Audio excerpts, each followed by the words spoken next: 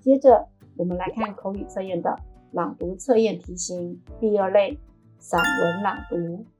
在开始朗读散文前，会有1分钟做准备。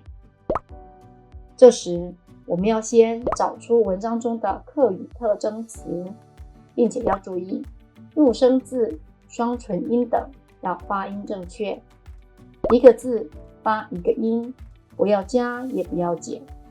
最后就是题目给什么字就念什么音，不要自己转换成同义字来念。这几个原则把握好后，就可以顺畅有节奏的朗读出来了。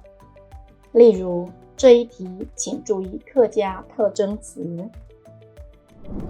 每到7天嘅空前，我用老练后要求18江山行路嘅习惯，顺啥理样改样。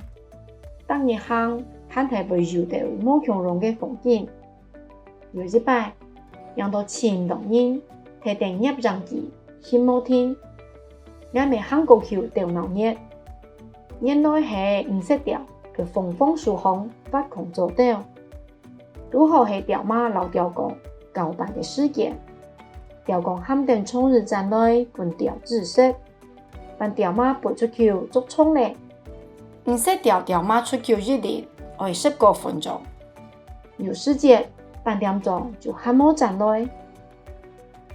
理論是調字就會跳淡淡日，理樣改樣，就像成日日懵地ra會夾夾站內強容。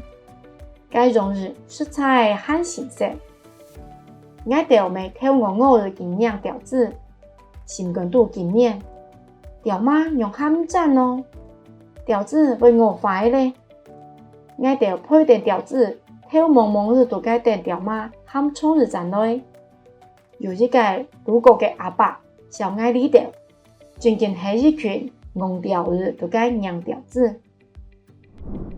以上圖大家讀嘅就係口語測驗散文朗讀嘅題型，一則詞一則人，清清楚楚，老上面條念好來，相信大家都覺得有同學嘅成績。